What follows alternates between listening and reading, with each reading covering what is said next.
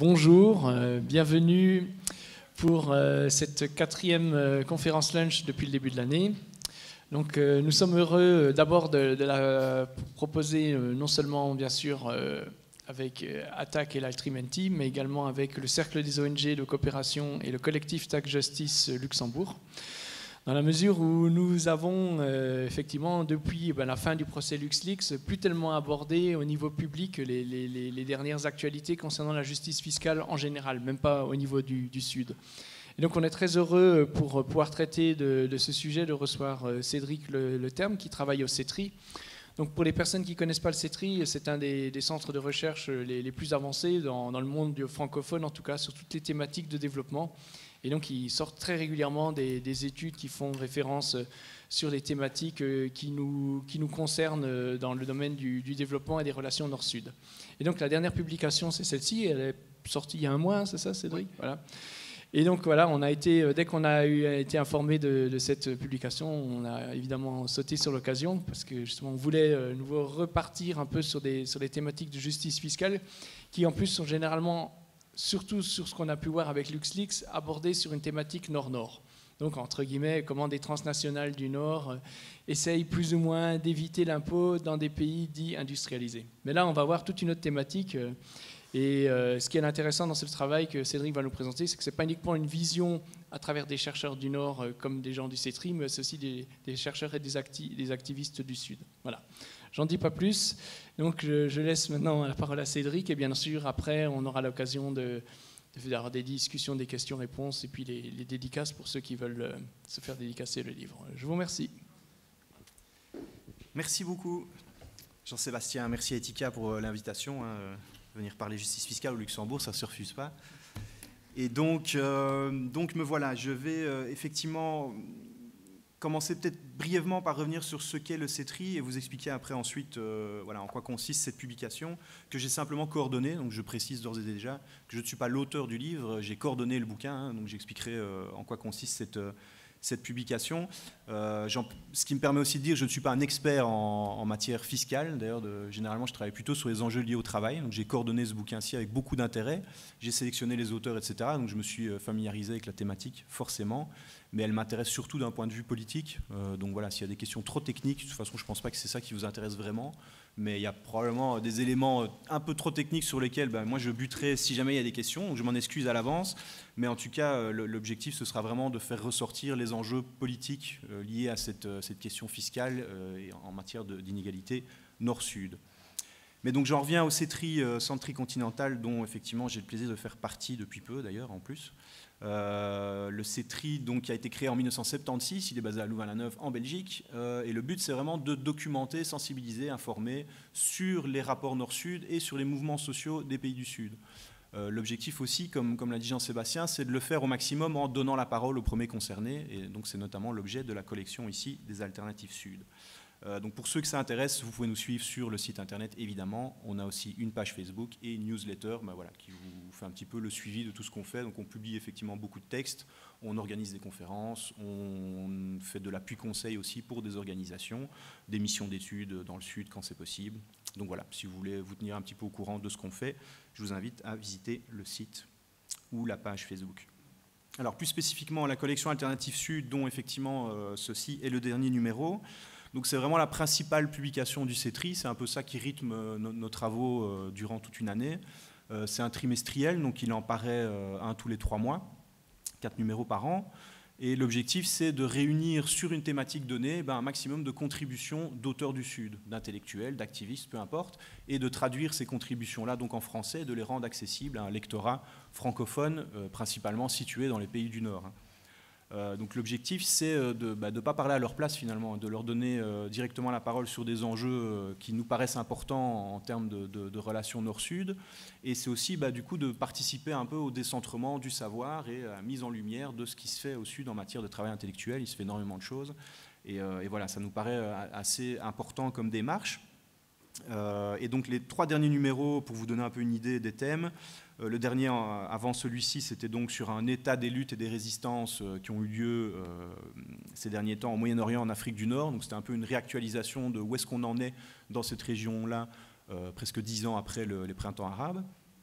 Le numéro avant, c'était sur la domination touristique, sur les enjeux voilà, matériels, symboliques aussi liés à l'expansion du tourisme et ce que ça signifie pour les pays du Sud.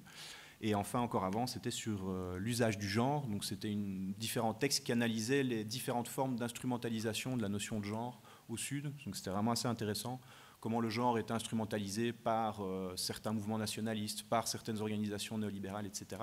Et comment finalement cette notion, en bout de course, était dévoyée de son objectif initial. Donc voilà, ça c'est les 3 derniers numéros. Tout ça est disponible en version papier sur commande ou en version électronique sur le site internet du CETRI. Donc s'il y a des numéros qui vous intéressent, n'hésitez pas. Donc j'en arrive à ce numéro-ci sur la justice fiscale que j'ai donc eu le plaisir de coordonner. Donc j'ai sélectionné les auteurs et j'ai rédigé l'édito, mais de nouveau je ne suis absolument pas expert en fiscalité, donc les personnes qui sont réunies ici dedans le sont bien davantage que moi. Pourquoi est-ce qu'on a voulu faire un numéro sur la justice fiscale ? La première raison est assez simple, c'est parce que c'est vraiment un thème qui s'est imposé assez largement dans le débat public, médiatique, académique aussi, à l'échelle internationale, pour une raison très simple, un constat qui est de plus en plus largement partagé, c'est parce qu'en gros, les riches et les très grosses entreprises payent de moins en moins d'impôts. Vous avez ici je ne sais pas si on voit, oui, ça on voit quand même bien. Vous avez ici 2 graphiques qui montrent un petit peu l'ampleur du problème. C'est que d'une part, les taux officiels qu'on réclame aux individus les plus fortunés et aux grosses entreprises ne cessent de baisser.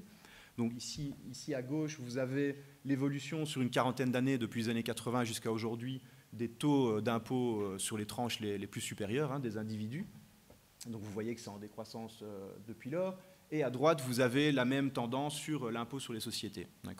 Donc on a vraiment ce mouvement à la fois pour les riches individus et pour les grandes entreprises, sous prétexte qu'il faut leur permettre d'accumuler pour pouvoir, eux, réinvestir, créer de l'activité, etc.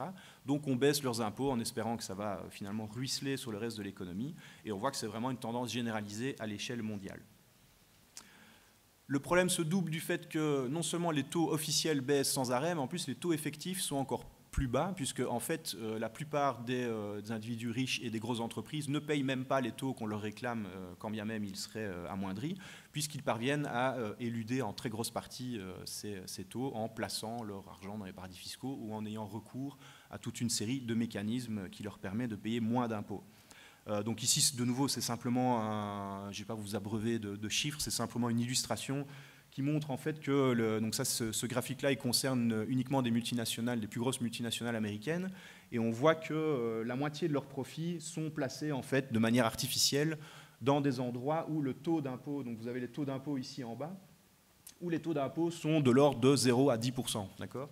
Et au-dessus, vous avez la proportion de leur avoir qui est placée là en pourcentage moyen des salaires qu'ils payent. Donc c'est pas, voilà, on s'en fout un peu de la technique, mais en gros, vous voyez bien que le gros de leur profit est placé dans des endroits où les taux d'impôt sont très très petits. C'est en tout cas beaucoup plus petits que les taux qu'on a vus précédemment, qui sont normalement les taux officiels. Donc ça, c'est un premier problème. Ils payent de moins en moins d'impôts, officiellement et officieusement.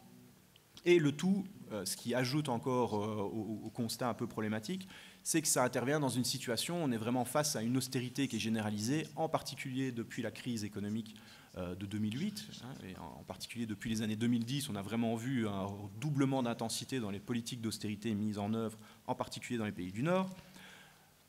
Austérité généralisée, multiplication des scandales fiscaux, etc. Bref, on parle énormément de justice fiscale à l'heure actuelle, y compris dans des grosses organisations internationales qui avaient tendance à un peu éluder le sujet. Donc même l'OCDE en parle, le FMI commence à admettre qu'il y a un gros problème au niveau de la fiscalité. Donc on s'est dit que c'était le moment de finalement reprendre ce terme-là et d'essayer de voir quels en étaient les enjeux du point de vue des pays du Sud. Pourquoi ? Parce que le Sud, et on va voir pourquoi dans le reste de la présentation, les pays du Sud, donc les pays en développement pour faire court, sont les principales victimes de l'évasion fiscale, on va expliquer pourquoi. Or, ils sont très peu présents dans les débats, ils sont très peu présents dans les débats au niveau de leur réalité, et ils sont encore moins présents au niveau des acteurs qui luttent concrètement au Sud pour plus de justice fiscale. On les entend très peu, ils sont peu invités, et en tout cas au Nord, on a très peu d'écho de ceux qui le revendiquent exactement, de ceux qui posent problème chez eux en matière d'injustice fiscale, etc. Et nous, au CETRI, le constat qu'on a posé, c'est qu'en fait, notre dernier numéro qui traitait de cette question-là, il datait de 2007, donc avant la crise de 2008. Or, il s'est passé énormément de choses au niveau mondial depuis lors. Et en plus, c'est un numéro qui traitait de la question fiscale sous l'angle étroit de l'évasion fiscale, en fait, et du lien entre perte de revenus liée à l'évasion et possibilité de financer le développement. Alors c'est un aspect qui est très important, mais ce n'est pas du tout le seul aspect qui résume le mouvement en faveur de la justice fiscale à l'heure actuelle au Sud, qui est beaucoup plus large maintenant, qui concerne aussi les fiscalités nationales, qui concerne les enjeux écologiques, qui concerne les enjeux d'égalité hommes-femmes. Donc on a vraiment voulu, d'une part, réactualiser, remettre à jour à travers cet ouvrage toute une série d'analyses, de positions, de revendications qui font formuler sur ces questions-là au Sud, et aussi de montrer que la focale était beaucoup plus large que la seule question des paradis fiscaux, quand bien même elle est très importante. Donc j'en arrive à la structure de l'ouvrage.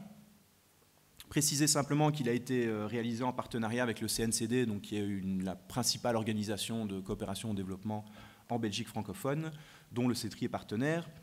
Et l'ouvrage a aussi été réalisé avec l'Alliance globale pour la justice fiscale, j'allais dire sociale, qui est donc en fait le pendant du Tax Justice Network. Vous avez peut-être davantage entendu parler, le Tax Justice Network, qui est vraiment la grosse organisation experte en matière de justice fiscale à l'échelle mondiale, mais qui est une organisation déjà qui est fortement implantée au Nord et qui a une approche assez experte de ces questions. Ils produisent beaucoup de rapports, ils sont très pointus sur la technique.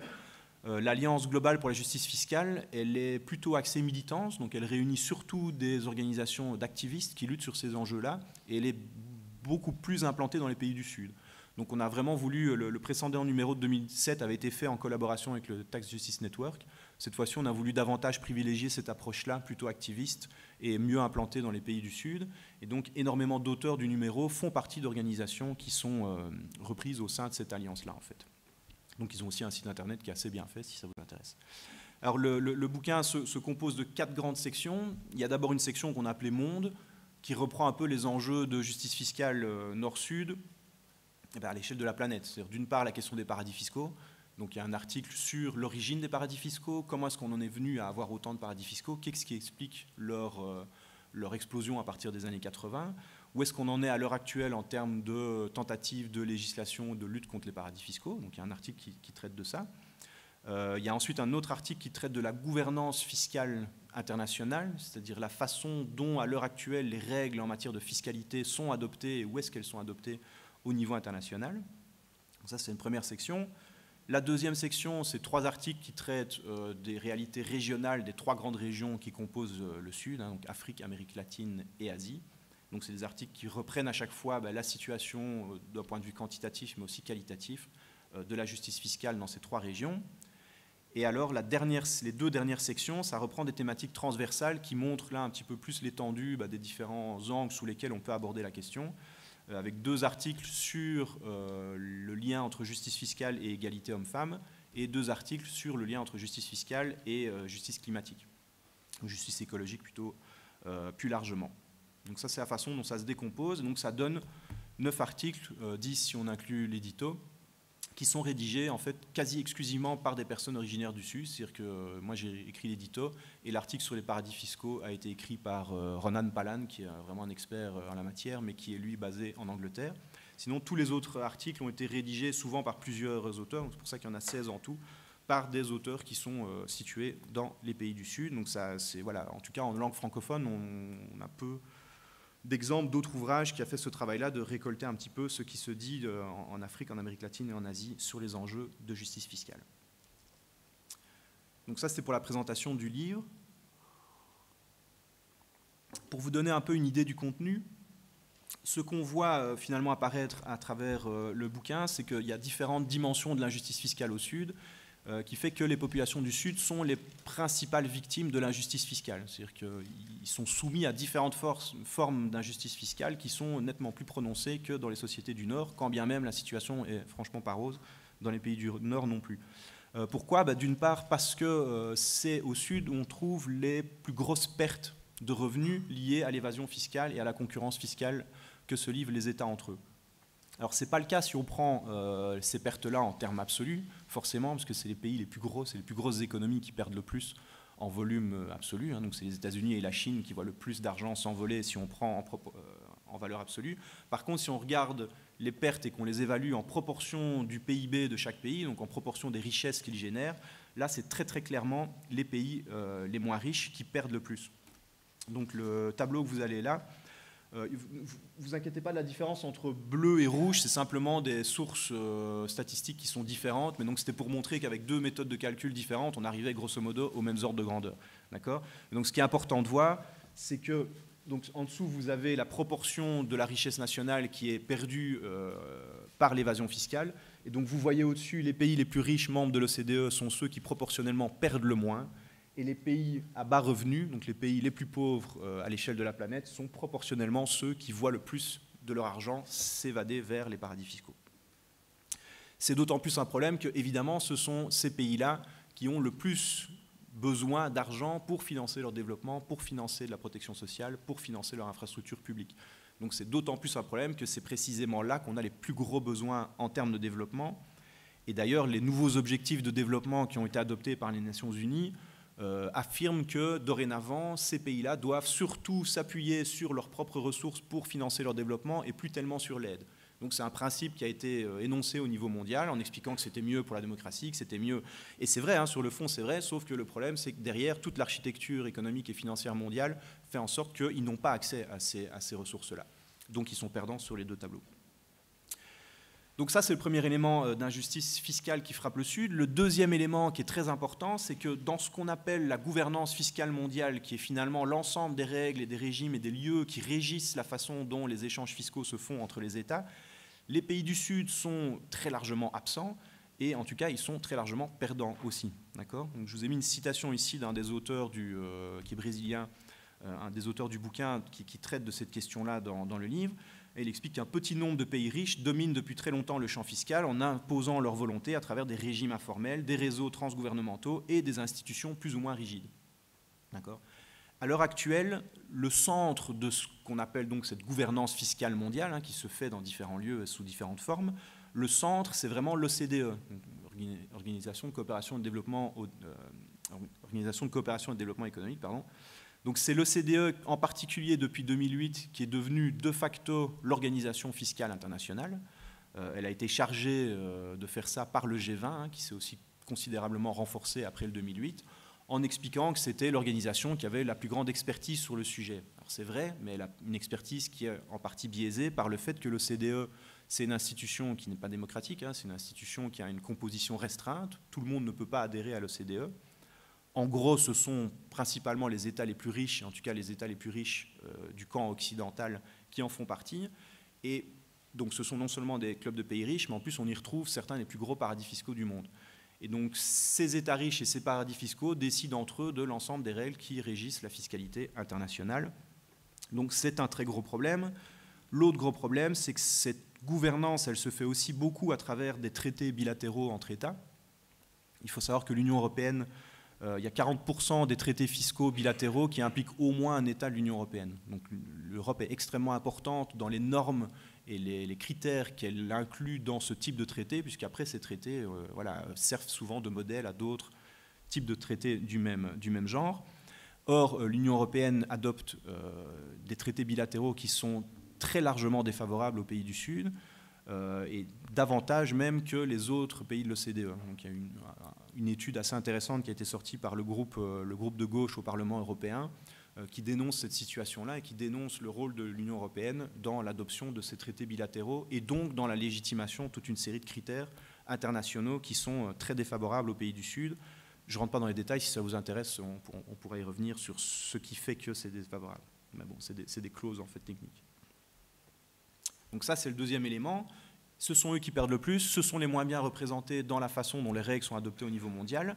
Et troisième élément très important qu'on oublie souvent de citer, parce qu'on parle souvent paradis fiscaux, évasion fiscale, etc., c'est que c'est également au Sud que l'on retrouve les structures fiscales nationales les plus régressives. Alors c'est en partie le cas parce qu'ils perdent tellement en termes de fiscalité internationale qu'ils doivent se rattraper en interne. Il n'empêche qu'au moment de se rattraper en interne, ils se rattrapent surtout sur les plus pauvres. Donc ce qu'on voit ici, en fait, c'est à la fois le pourcentage d'impôts par rapport au PIB en fonction des groupes de pays, et on voit la structure des différents impôts qui le composent. D'accord ? Alors ce que ça montre, en fait, c'est que tout à fait à gauche, on a les économies dites avancées, donc les pays les plus développés.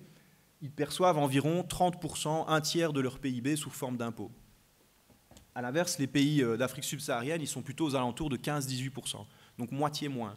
Donc forcément, quand on perçoit moitié moins d'impôts par rapport à sa richesse globale, le potentiel de redistribution que peut jouer l'impôt, bah, il est diminué par 2. Donc il y a déjà un problème en termes de proportion de l'impôt qui est récolté, et ça s'explique par plein d'éléments, hein, notamment par le fait qu'ils doivent essayer d'attirer un maximum d'investissements étrangers, donc eux-mêmes s'empêchent de percevoir trop d'impôts, sinon ça pourrait les rendre moins attractifs au niveau international. Donc ça, c'est un premier élément, c'est qu'ils perçoivent moins d'impôts. Et deuxièmement, dans le type d'impôts qu'ils perçoivent, ils ont tendance à s'appuyer principalement sur des impôts dits indirects, c'est-à-dire des impôts qui pèsent sur la consommation, typiquement la TVA. Ils reposent énormément sur la TVA. Et on le sait, la TVA est un impôt particulièrement régressif, puisque tout le monde paye le même taux, et il frappe tout le monde, et il frappe la consommation. Donc non seulement tout le monde paye le même taux de TVA, mais en plus, on sait bien que plus on est pauvre, plus on dépense de son revenu en consommant. Donc les différentes couleurs que vous voyez, donc en bleu, ce sont les impôts indirects, et les autres, ce sont les impôts dits directs. Et donc on a les impôts sur le revenu en jaune, les impôts sur les sociétés en rouge, et les impôts sur la propriété en vert. Donc on voit par exemple que les impôts sur la propriété sont quasiment inexistants dans les pays du Sud, que les impôts sur les sociétés souvent occupent une place assez importante, puisque justement il y a énormément de ressources qui sont perçues en taxant les multinationales, même s'ils les taxent à des taux assez bas. Et par contre, on a des impôts indirects qui sont assez importants et qui représentent une proportion assez importante. Donc ça, c'est la troisième dimension importante de l'injustice fiscale dans les pays du Sud. Une des toutes grosses conséquences de cette situation-là, c'est qu'on a évidemment des systèmes fiscaux qui ont beaucoup de mal à lutter contre les inégalités quand ils ne les aggravent pas. Alors le graphique que vous voyez, en fait, il reprend ici à la verticale, c'est le niveau d'inégalité après impôt, et en dessous, c'est le niveau d'inégalité avant impôt. D'accord ? Donc quand vous êtes en bas à droite, ça veut dire que vous avez une première distribution qui est extrêmement inégalitaire, mais qui est très égalitaire après l'impôt. D'accord ? Donc ceux qu'on retrouve en bas à droite, c'est ceux dont le système d'impôt redistribue le mieux. À l'inverse, quand vous êtes le long de la ligne, ça veut dire qu'en fait, après impôt, vous avez exactement le même niveau d'inégalité. Et donc on voit que les pays en rouge, qui sont des pays émergents, ce n'est même pas les pays les plus pauvres, les pays en rouge, qui sont les pays émergents, ont tendance à avoir des systèmes d'impôt qui ne changent pas grand-chose à la distribution primaire des revenus. On a même le cas de la Colombie qui arrive à faire pire. Après redistribution de l'impôt, c'est encore plus inégalitaire. Par contre, les pays bleus sont généralement considérés comme des pays développés. Là, on a des situations beaucoup plus nuancées, mais en général, on a un impôt qui permet de diminuer les inégalités secondaires. Donc ça, c'est une première conséquence qui est évidemment problématique. Sauf que ce n'est pas la seule, il y en a énormément d'autres. Je disais qu'il y avait énormément d'analyses sur le creusement des inégalités hommes-femmes. Donc il y a un des gros aspects de l'injustice fiscale, d'une règle générale, mais dans les pays du Sud en particulier, c'est le creusement des inégalités hommes-femmes. On sait bien, et c'est une réalité dans les pays du Nord, mais aussi mais en particulier dans les pays du Sud, on sait bien que d'une part, les structures de revenus ne sont pas les mêmes. C'est-à-dire que les femmes au Sud ne gagnent pas les mêmes revenus. Elles en gagnent moins et ils ont tendance à être plus précaires. Donc quand ils sont taxés de la même manière que les revenus masculins, il y a déjà un désavantage. Deuxièmement, elles n'ont pas les mêmes sources d'activité, donc elles n'ont pas les mêmes activités professionnelles. Souvent, elles travaillent dans le secteur informel. Or, dans le secteur informel, elles ne peuvent pas bénéficier, par exemple, des avantages fiscaux liés au fait d'être enregistrées sous forme de société. Donc ça, c'est un deuxième gros biais de genre qui existe dans la fiscalité dans les pays du Sud. Troisième élément, elles dépensent davantage de leurs revenus. Donc quand on taxe plus la consommation, elles sont défavorisées, puisqu'elles ont tendance à faire les dépenses pour le ménage, à dépenser davantage en biens de consommation courants. Et dernier problème, que j'oublie à l'instant, oui, c'est qu'elles ont davantage de besoins en termes de protection sociale, de par le rôle qu'elles jouent dans la famille. Donc elles s'occupent davantage des enfants, elles ont tous les enjeux liés à la maternité, etc. Et donc elles ont aussi besoin davantage de prestations sociales, or il y en a beaucoup moins. Donc c'est 4 éléments qui font que la structure fiscale, à la fois dans la perception et à la fois dans les dépenses, elle n'est pas neutre en termes d'inégalité hommes-femmes, et dans le cas des pays du Sud, c'est extrêmement biaisé, et ça a tendance à creuser ces inégalités-là, ou en tout cas à les légitimer, à les conforter. Le deuxième problème, c'est que la situation de la fiscalité dans le Sud, elle creuse les inégalités internationales. Par définition, la plupart des multinationales sont originaires du Nord, en tout cas les plus grosses. Elles vont dans le Sud, elles rapatrient ensuite leurs profits. Et donc ça creuse l'écart qui existe déjà entre les pays du Nord et du Sud. ça le creuse doublement, parce qu'en fait, quand il y a de l'évasion fiscale, il y a un manque à gagner pour les États, qui ne peuvent pas percevoir d'impôts et donc financer des infrastructures, financer de la protection sociale, etc. Mais il y a aussi une perte pour l'économie dans son ensemble, puisque c'est des sommes qui ne sont pas investies dans l'économie, qui ne sont pas dépensées sur place, etc. Donc il y a une double perte là qui affecte tout particulièrement les pays du Sud et qui fait en sorte que les écarts de développement vont en s'accroissant. Autre problème, et ça entretient la faiblesse structurelle de la plupart de ces États qui n'ont pas accès aux ressources financières pour pouvoir assurer la continuité des services publics sur leur territoire, de pouvoir développer des infrastructures, etc. Donc ça entretient aussi une certaine instabilité, une certaine fragilité des États.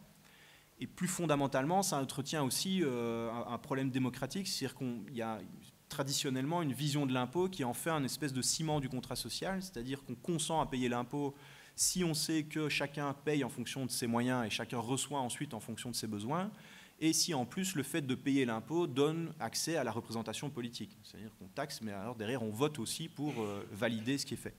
Et donc quand cet équilibre-là est rompu, quand finalement on ne perçoit soit pas du tout d'impôts, soit très très mal, et qu'en plus les régimes ne sont pas redevables d'un point de vue démocratique, il y a un gros problème en termes de citoyenneté, en termes de représentation de la démocratie et de rapport à l'État, qui du coup est perçu comme prédateur, comme extérieur à la société, etc. Donc la fiscalité a là vraiment un rôle assez important, négatif malheureusement, dans la structuration des sociétés en question. Alors j'ai un autre exemple, on pourrait en citer beaucoup, il y a aussi le poids de l'économie criminelle et comment le rôle des paradis fiscaux entretient finalement une finance criminelle, une finance de l'ombre, etc., qui parvient à travers ces paradis fiscaux à se mélanger avec l'économie formelle. Et on a aussi le cas évidemment de la difficulté à affronter la crise écologique. Donc on sait que les pays du Sud sont les plus affectés par les changements climatiques notamment et par la crise écologique en général. Donc c'est là que les besoins d'adaptation vont être les plus grands. Et par définition, s'ils n'ont pas les moyens publics d'y faire face, on va avoir un gros problème. Et ce problème va se répercuter ici aussi. Puisque quand il y a une instabilité dans le pays du Sud, c'est l'ensemble de la planète qui paye évidemment, sous une forme ou sous une autre. Donc c'est même pas une question de...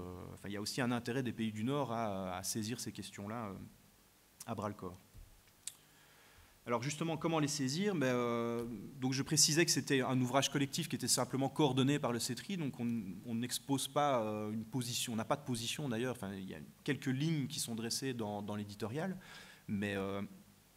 le but, ce n'était pas de dire voici les propositions du CETRI en matière de justice fiscale. Le but, c'était de montrer à la fois la diversité des analyses et des revendications et des positions qui existent au Sud sur ces questions-là, et aussi les débats qui peuvent exister entre acteurs du Sud sur ces questions-là. Donc c'est montrer qu'il n'y a pas consensus non plus sur ce qu'il faudrait faire. C'est-à-dire qu'il y a un assez large consensus pour dire la situation est problématique et on est face à une injustice fiscale extrêmement profonde, mais ce que devrait être une fiscalité plus juste, ça fait débat et ça doit faire débat parce que c'est des questions qui sont politiques et donc qui sont à trancher par de la délibération démocratique.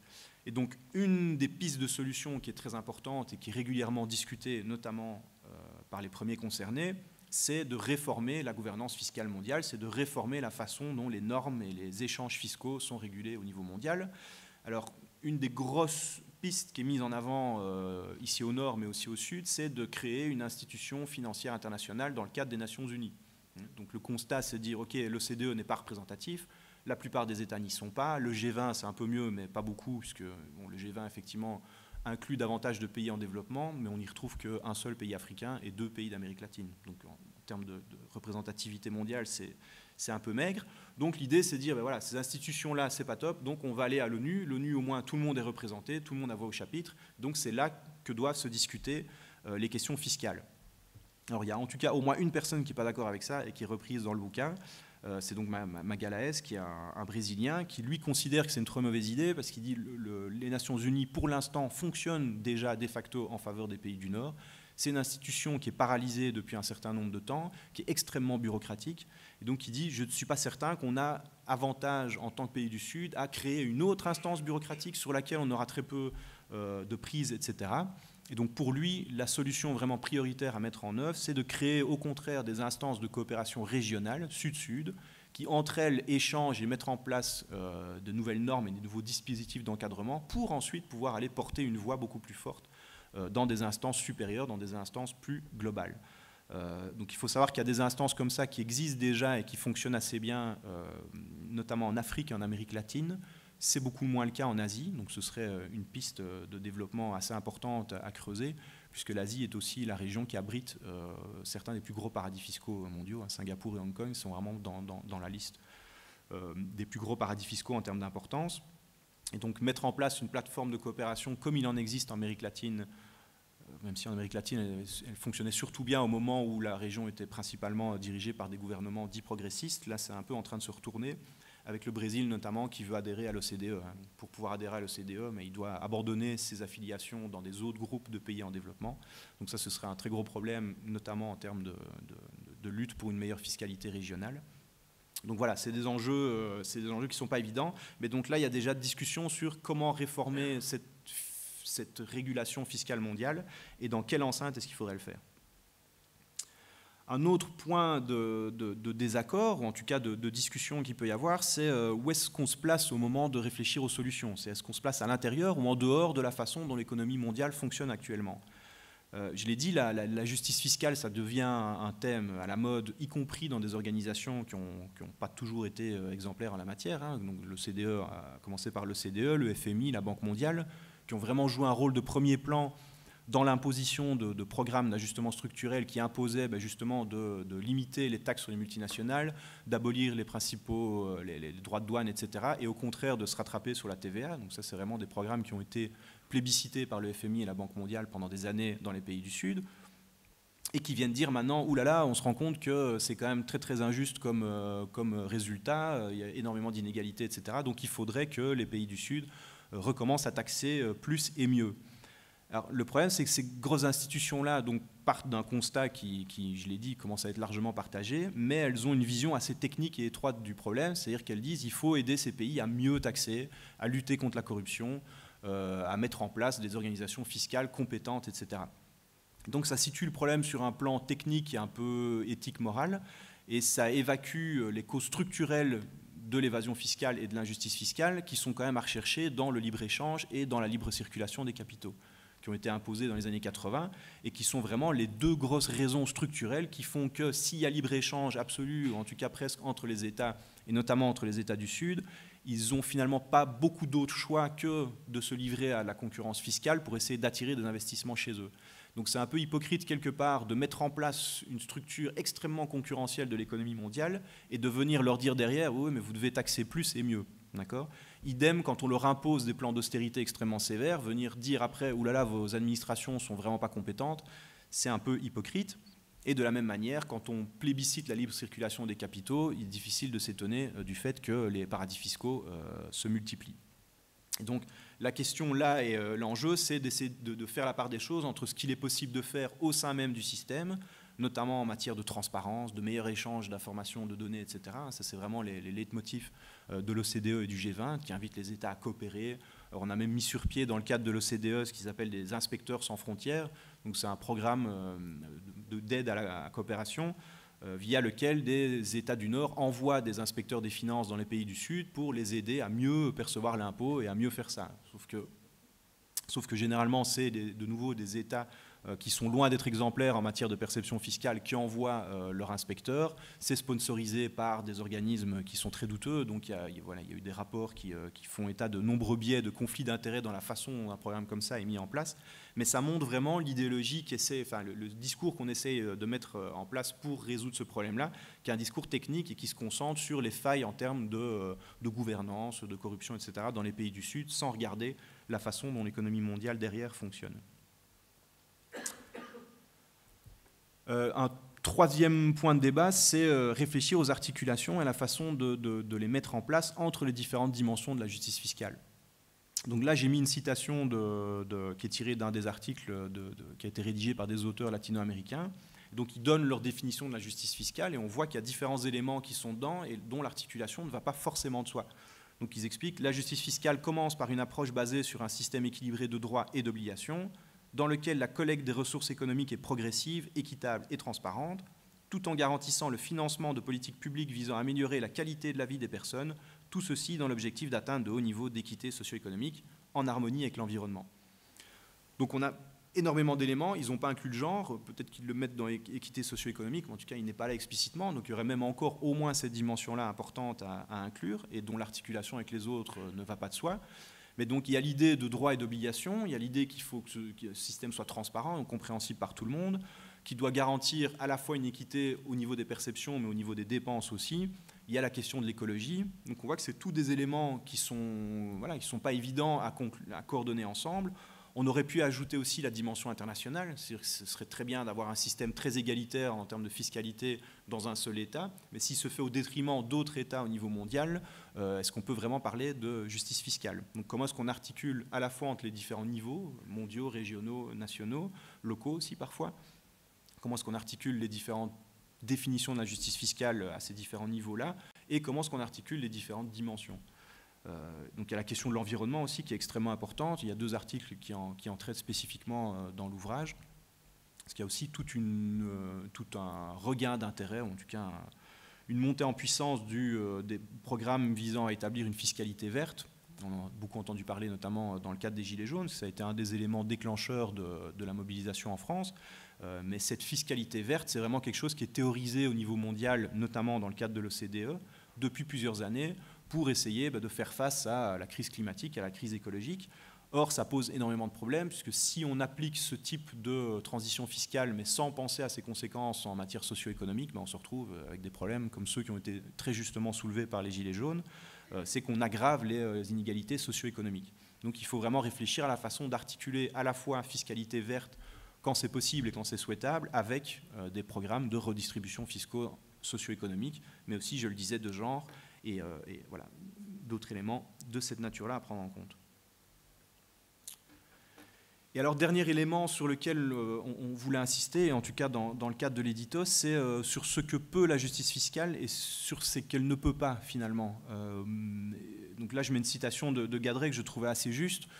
C'est un article qu'il a écrit dans Le Monde diplomatique, et il concluait l'article en expliquant que pour lui, une fiscalité juste dans un système qui nourrit l'injustice, c'est un rêve inaccessible. D'accord ? C'est pas possible d'essayer de mettre en place une justice fiscale dans un contexte économique qui est globalement injuste. Et donc, que peut la justice fiscale? On a souvent tendance à penser qu'une fois que les riches paieront leurs impôts, que les grosses entreprises paieront leurs impôts, tous les problèmes seront résolus. C'est un peu limité comme façon de voir les choses, parce que parfois la fiscalité n'est pas le meilleur instrument pour parvenir à davantage de justice sociale. Et on a un très bon exemple ici en matière écologique d'un auteur qui est argentin. Donc on a mis cet article-là parce qu'il est un peu provoquant. Il disait payer pour légitimer ou taxer, c'est légitimer la pollution. Donc en fait, son argument consistait à dire que toute une série de taxes environnementales qui visent à taxer les pollutions, à taxer l'usage de produits chimiques dangereux, etc., revient en fait à donner un droit de polluer aux personnes qui payent. Il suffit de payer pour pouvoir se livrer à des activités illégitimes. Et donc lui, il invite vraiment à faire la distinction entre les activités qui sont illégitimes, et si elles sont illégitimes, elles doivent être interdites purement et simplement. Des activités qui sont légitimes, qu'on peut vouloir éventuellement freiner, qu'on peut vouloir utiliser pour redistribuer, etc. Donc ça, c'est 2 choses séparées. Et ce raisonnement-là, évidemment, on peut l'appliquer, on peut l'étendre bien au-delà de la question écologique. On peut l'étendre, par exemple, en ce qui concerne la taxation des multinationales dans les pays du Sud. C'est-à-dire qu'on peut considérer que la solution idéale, ce n'est pas tellement de dire à Total qui pille les ressources de tel pays, mais ce serait plus acceptable si au moins il payait 40% sur les profits qu'il en dégage. Peut-être que la solution, c'est simplement de lutter contre le pillage à l'origine. Idem en ce qui concerne la spéculation financière. Donc il y a tout un débat sur la taxation des transactions financières qui essaye de voir, mais est-ce que ce qu'il faut faire, c'est taxer ces transactions et donc finalement s'en rendre dépendant pour financer des objectifs de développement, ou est-ce qu'il faut chercher à l'interdire par toute une série de mesures qui permettraient de limiter la spéculation? Donc il n'y a pas de réponse simple évidemment à ces questions-là, mais il est certain qu'on a de plus en plus tendance à se focaliser sur les questions fiscales et donc à se focaliser sur les questions de redistribution et non plus de distribution. D'accord ? Et il faut bien voir que les époques où les systèmes fiscaux redistribuaient le mieux, c'est aussi les époques où les distributions primaires, les distributions initiales étaient aussi les plus minces. Et donc finalement, ce qui permet... en fait, les riches ne deviennent pas riches parce qu'ils payent moins d'impôts, ils payent moins d'impôts parce qu'ils sont déjà riches. C'est plutôt comme ça que ça fonctionne. Et donc le problème, c'est l'enrichissement et le pouvoir que cet enrichissement initial donne à ces grandes fortunes pour ensuite se payer les avocats, se payer les instances de lobbying, etc. Et donc on aura beaucoup de mal à résoudre la question fiscale simplement en leur appliquant des taux plus élevés ou en essayant de redéfinir les normes qui les concernent, parce qu'ils arrivent toujours d'une manière ou d'une autre à les contourner et donc finalement à être maîtres du jeu. Et donc il faut plutôt essayer de voir aussi comment articuler ce type de réforme avec des réformes beaucoup plus profondes, je l'ai dit, par exemple de l'architecture financière et économique mondiale, et aussi voir du système économique dans son ensemble. D'accord ? Et voilà, j'en conclus là-dessus.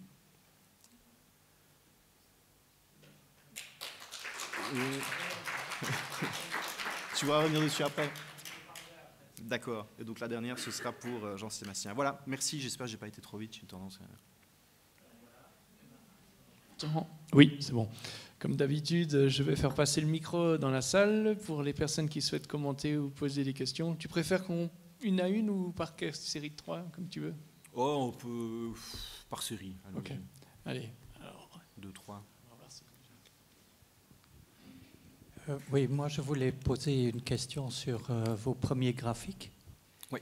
Dans une interview au Vox, vous avez dit que dans les années 1980, je crois, il y avait plus ou moins 20 paradis fiscaux, et vous avez dit qu'entre-temps, ça a été multiplié par 4. Oui. Donc, plus ou moins 80. 80, c'est déjà presque la moitié des États ou des nations qu'on a au monde. Est-ce que les premières statistiques où vous montrez les pays riches, les pays d'Afrique, les pays d'Asie, oui. Est-ce qu'il ne faudrait pas tout couper en deux et voir les pays non paradis fiscaux et les pays paradis fiscaux? Parce que j'imagine que les graphiques donneraient des résultats assez différents. Souvent, les paradis fiscaux, c'est des États plutôt minuscules comme Luxembourg. Bon, il y a peut-être une masse de recettes importantes qui viennent de la TVA au Luxembourg, mais c'est les frontaliers qui en payent la moitié. Donc peut-être les graphiques sont un peu biaisés et que si on voyait les paradis fiscaux à part, on aurait une image tout à fait différente.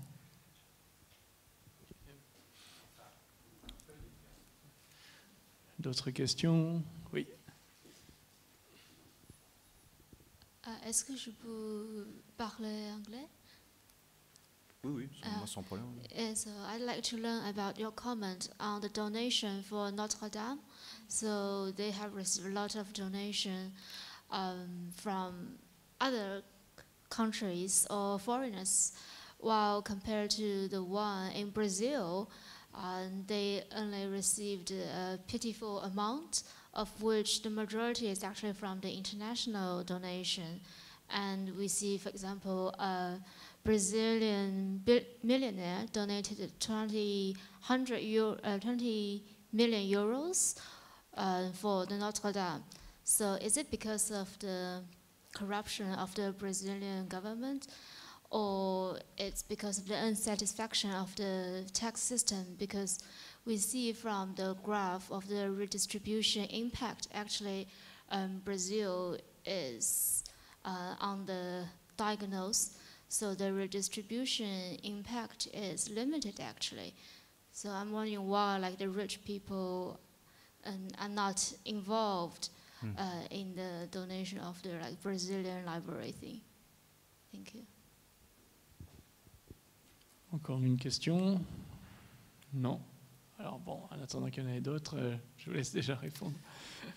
Oui, mais pour la première, alors ces données-là existent en fait, et je me demande même si c'est pas dans précisément le rapport dont j'ai tiré un des graphiques, ou en tout cas la moitié des graphiques présentent pays développés, pays en développement et paradis fiscaux. C'est assez intéressant. Ceci, ça ne change pas fondamentalement les constats qui sont posés, donc ça répond un peu à votre question, mais c'est vrai que c'est assez intéressant de voir en tout cas les évolutions et de voir le profil que donne l'économie prise sous l'angle paradis fiscaux, qui est en fait l'incarnation d'une économie qui fonctionne sous d'autres règles que le reste des économies. Je vais aussi donner un détail sur la multiplication par 4. Elle inclut certains États, par exemple américains, donc ce n'est pas uniquement des États-nations qui se développent comme paradis fiscaux. Donc on sait qu'aux États-Unis, le Delaware, par exemple, est un paradis fiscal notoire, depuis très longtemps d'ailleurs, pour des raisons historiques X et Y. Mais voilà, donc ça inclut aussi ce type d'États, de cités-États, comme Singapour. Bon. Donc c'est aussi une des raisons qui explique la multiplication des paradis fiscaux, mais de fait j'aurais pu aussi inclure ce genre de graphique. Mais ils sont disponibles en tout cas dans cette publication-là, donc si ça vous intéresse, je pourrais vous donner les références. Pour Notre-Dame, j'ai peur de ne pas pouvoir vous aider, je n'ai aucune idée de pourquoi les Brésiliens préfèrent verser pour Notre-Dame et pas pour le Brésil. J'ai entendu aussi cette différence-là. Voilà, je ne sais pas en dire plus, voilà, peut-être parce que allez, symboliquement, c'est plus. On sait que les donateurs de Notre-Dame auront leur nom dans la cathédrale. Peut-être qu'ils se disent que c'est plus intelligent de donner là, parce qu'au moins ils auront un retour en termes de communication plus grand que s'ils donnaient pour la bibliothèque brésilienne. Mais au-delà de ça, et au-delà de l'indécence aussi, de voir les millions qui sont mis en avant par des grands fraudeurs fiscaux qui, par ailleurs, bénéficient de réductions fiscales en donnant. Voilà, c'est un peu. On en parlait dans la voiture, oui. C'est évidemment un peu révoltant. Oui, si je peux justement te compléter, parce que je vais publier dans le jeudi, donc du prochain jeudi, justement, une chronique sur ce sujet. Et c'est vrai qu'il faut savoir que l'impact médiatique de cet incendie a été extraordinaire, quoi. Il y a des études qui ont montré qu'il n'y a pas eu autant de une de la presse internationale, donc pas uniquement occidentale, hein, depuis la destruction des 2 tours du 11 septembre. Donc vous avez quand même vu que les conséquences géopolitiques du 11 septembre ont été un peu plus fortes. Enfin, j'espère que par rapport à l'incendie de Notre-Dame. Donc, c'est la première chose. Donc, il y a eu une émotion internationale très forte. Et deuxième, oui, c'est comme le disait Cédric, ben oui, il y a le côté de la philanthropie, ou plutôt du philanthrocapitalisme, qui pousse beaucoup soit de personnes physiques très riches, donc des milliardaires, soit de grandes sociétés transnationales, à vouloir s'afficher par ce biais-là pour faire oublier justement leur peu d'appétence à consentir à l'impôt. Donc voilà, ça c'est clairement quelque chose qui a été dénoncé dans plusieurs ONG, outre l'aspect en plus qu'elles vont donner de l'argent pour la restauration d'un bâtiment et rien par exemple pour les migrants qui meurent chaque jour dans la Méditerranée, etc. etc. Voilà. Bon, je ne sais pas s'il y a d'autres questions ou commentaires, oui. En fait, parce qu'on parle des pays du Sud, je me demandais, est-ce que vous avez une idée si la question de la justice fiscale fait objet d'un débat public dans les pays du Sud et comment c'est traité en fait par les médias, comment est-ce que la société civile l'aborde? Peut-être il y a dans certains pays plus de débats ou dans certaines régions plus de débats que dans d'autres. Je ne sais pas, je me demandais si vous... C'est assez général, mais c'est juste pour voir quels sont les débats publics dans ces pays-là. Oui, elle fait l'objet d'un débat. J'imagine que ça dépend aussi des sociétés. Je ne vais pas parler pour le Sud en général, mais c'est vrai que c'était l'objet du bouquin de montrer précisément qu'il y avait débat, qu'il y avait des acteurs qui se mobilisaient là-dessus et qui se mobilisaient à la fois, alors ce qui est très présent et qu'on entend beaucoup sur les enjeux d'inégalité internationale, donc de dire il y a de l'évasion fiscale des multinationales, il y a des stratégies d'évitement de l'impôt, etc., qui font que ces entreprises viennent chez nous, profitent de nos ressources et ensuite derrière ne payent pas d'impôts. Donc ça, c'est un aspect qui est extrêmement développé, souvent en partenariat avec des ONG du Nord d'ailleurs, donc qui sont en collaboration avec des pays du Sud, notamment en Afrique. Il y a énormément de rapports qui sont sortis récemment, qui sont des collaborations entre ONG africaines et ONG du Nord, qui permettent de retracer ces circuits-là. Peut-être un peu moins en termes de fiscalité nationale, et donc c'est ça aussi qu'on voulait beaucoup mettre en avant, et donc notamment à travers cette alliance globale pour la justice fiscale, hein, si vous allez sur leur site, eux font vraiment ce travail-là de montrer tous les mouvements qui existent sur les différentes dimensions. Donc ils ont un onglet fiscalité et genre, fiscalité écologie, fiscalité et multinationale, etc. Et vous pouvez à chaque fois voir des analyses, des acteurs qui se positionnent sur ces différents aspects-là, qui sont extrêmement importants, mais dont le poids après politique, ça je ne peux pas vraiment vous dire si c'est largement discuté dans telle société, etc. Mais c'est en tout cas très très présent dans toute une série d'associations et de réseaux qui sont notamment représentés ici dans l'ouvrage. Ouais.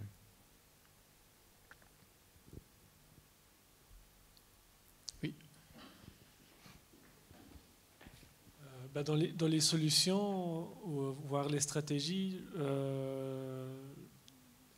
je me demande, est-ce que vous avez mentionné le pouvoir et la marge de manœuvre des pays du Sud directement de prélever, disons, des taxes aux entreprises et aux super riches. à la source, disons, avant que ça s'est évadé. Je ne sais pas, il y a l'exemple maintenant en France où ils débattent d'une ridicule taxation des GAFA, mais au moins c'est déjà ça. Mais ils le font et ce n'est pas unanime en Union européenne, ce n'est pas encore une démarche supranationale. Quelle est la marge de manœuvre de ces pays? Quelles sont les pressions qui sont exercées pour que ça ne se fait pas? Oui, ben, donc c'est très bien, ça me permet de revenir sur les traités bilatéraux notamment.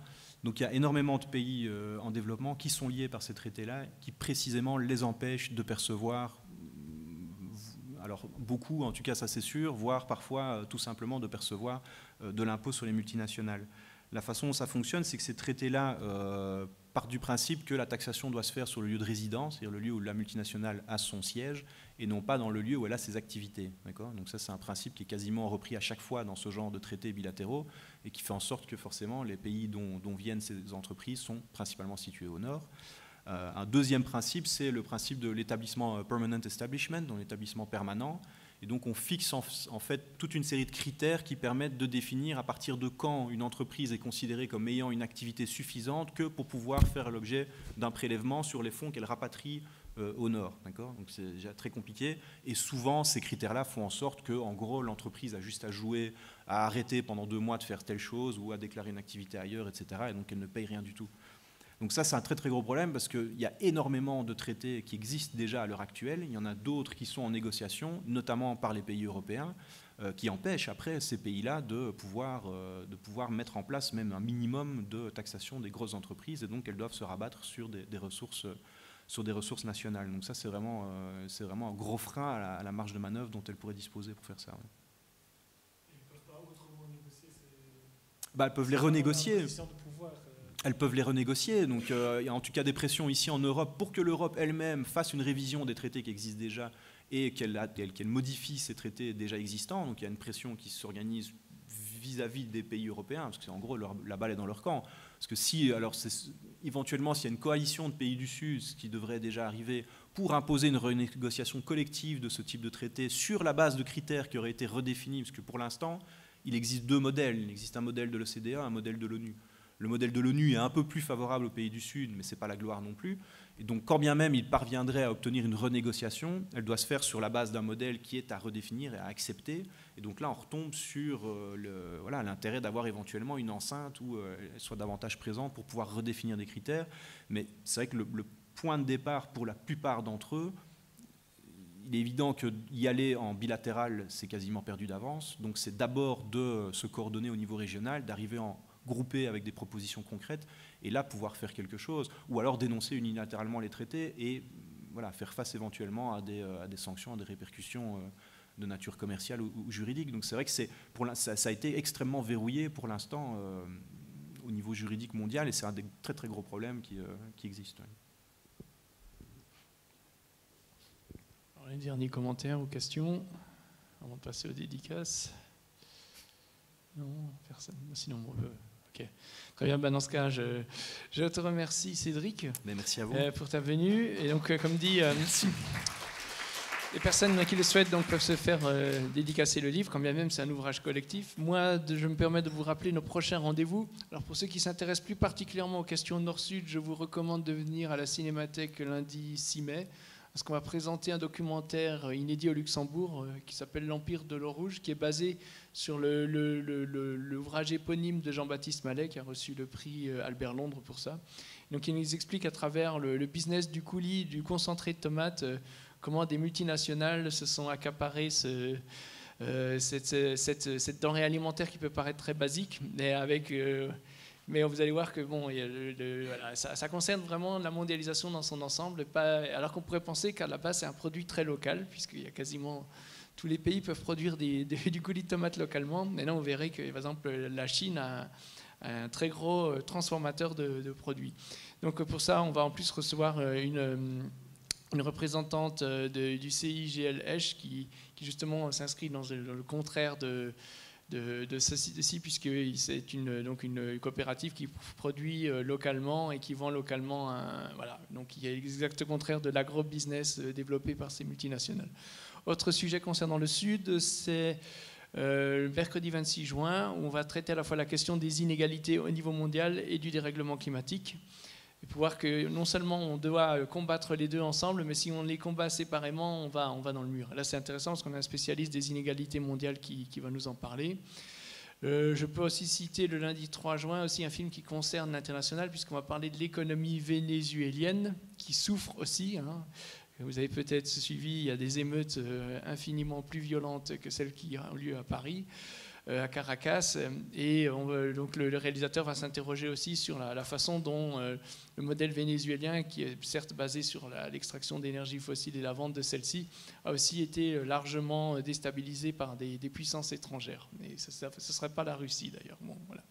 Et enfin, donc, pour nous, pour un sujet plus financier, d'ailleurs, ça rejoint un peu ce que Cédric a dit, on va s'intéresser plus particulièrement, effectivement, d'une manière plus globale, de la question de l'emprise, de la capture de l'industrie financière dans son ensemble sur tous les autres secteurs économiques, et qui donc du coup est donc une sorte d'adversaire à pouvoir évaluer si on veut s'inscrire dans un domaine justement de lutte contre le dérèglement climatique, de lutte pour la promotion des droits humains, les droits des travailleurs, etc. Il faut toujours s'intéresser à un moment donné à la question de la finance, et c'est ce qui sera traité donc le mercredi 22 mai prochain. Voilà. Je vous remercie et je vous dis donc à la prochaine.